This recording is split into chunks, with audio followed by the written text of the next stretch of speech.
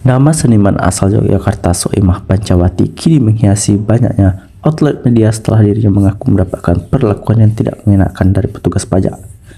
Soimah menceritakan pengalamannya tersebut kepada budayawan Butet Kertarajasa dan Putut EA petinggi media sebuah tayangan senior bertajuk Belaka Suta. Pesindir menceritakan bagaimana pihaknya diperlakukan tidak baik oleh debat kolektor pajak untuk menagih pajak penghasilannya. Kejadian itu terjadi 2015 silam. Saat kedatangan oknum pegawai pajak, Soimah mengaku masih ada di Jakarta, sehingga hanya orang-orang di rumah yang mengetahui. Tahun 2015 datang ke rumah orang pajak, buka pagar tanpa kulonwon. Tiba-tiba di depan pintu yang seakan-akan saya tahu mau melarikan diri. Yang pokoknya saya dicurigai, tutur Soimah. Kisah Soimah ini menjadi viral dan membuat Menteri Keuangan Sri Mulyani Indrawati sampai turun tangan. Sri Mulyani mengungkapkan dirinya mendapatkan kiriman video cuplikan cerita Soimah dari budayawan Butet Kertarajasa dan meminta Direktoral Jenderal Pajak untuk mengusut tuntas masalah ini.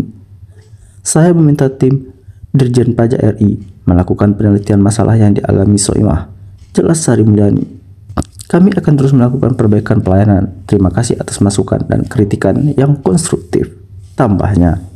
Sri Mulyani mengunggah video penjelasan dari petugas Dirjen Pajak menjelaskan duduk perkara mengenai yang dialami Soimah.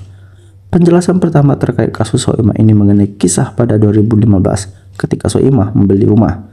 Mengikuti kesaksian di notaris, patut diduga yang berinteraksi adalah petugas PPN dan Pemda yang berurusan dengan balik nama dan pajak-pajak terkait BPHTB yang merupakan domain Pemda, bukan petugas pajak Dirjen Pajak.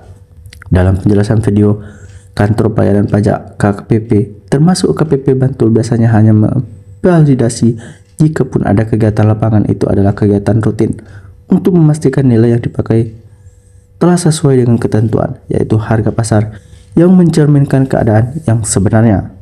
Kedua, tentang kedatangan petugas pajak yang membawa debat kolektor masuk ke rumah melakukan pengukuran pendopo termasuk pengecekan detail bangunan. Itu adalah kegiatan normal yang didasarkan pada surat tugas yang jelas.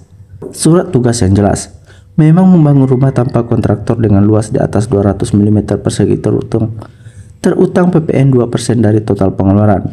Undang-undang mengatur ini justru untuk memenuhi rasa keadilan dengan konstruksi yang terutang PPN. Petugas pajak bahkan melibatkan penilai profesional agar tak semena-mena. Staf khusus Menteri Keuangan Justinus Prastowo mengungkapkan sebagaimana ada dalam video. Sri Mulyani, dari hasil pemeriksaan petugas pajak, nilai bangunan yang Soimah buat itu ditaksir 4,7 miliar bukan 50 miliar seperti yang diklaim Soimah. Dalam laporannya sendiri, Soimah menyatakan pendopo bernilai 5 miliar. Penting dicatat, kesimpulan dan rekomendasi petugas pajak tersebut bahkan belum dilakukan tindak lanjut. Artinya PPN terutang 2% dari 4,7 miliar itu sama sekali belum ditagihkan. Adapun terkait pembahasan adanya debat kolektor yang dibawa petugas pajak saat mendatangi Soimah, menurut Prastowo, sebetulnya kantor pajak menurut undang-undang sudah punya penagih utang sendiri, yaitu Jurusita Pajak Negara atau JSPN. Mereka bekerja dibekali surat tugas dan menjalankan perintah. Jelas ada utang pajak yang tertunggak. Soimah sendiri tidak pernah diperiksa kantor pajak dan tercatat tak ada utang pajak. Lalu buat apa yang didatangi sambil membawa debat kolektor? Papar Justinus lagi.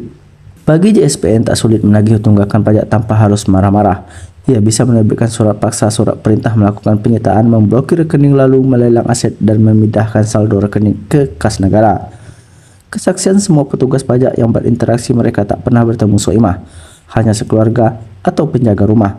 Terakhir dengan konsultan pajak, patut diduga ini bersumber dari cerita pihak lain yang merasa gentar dan gemetar, jelas Justinus.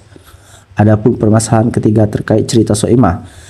Saat dihubungi petugas pajak yang seolah dengan cara tidak manusiawi mengejar untuk segera melaporkan SPT di akhir Maret 2023. Ia mengatakan sudah mendengar rekaman percakapan Soimah dan juga chat WA dengan petugas pajak.